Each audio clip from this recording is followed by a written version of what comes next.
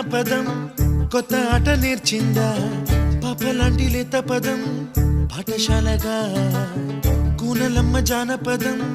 పల్లె దాటి వచ్చిందా చవళిల జానతనం పాట చూపగా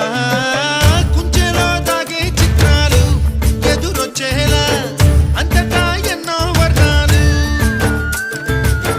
మంచులో దాగే చైత్రాలు బదులిచ్చేలా ఇంతలా ఏవో రాగాలు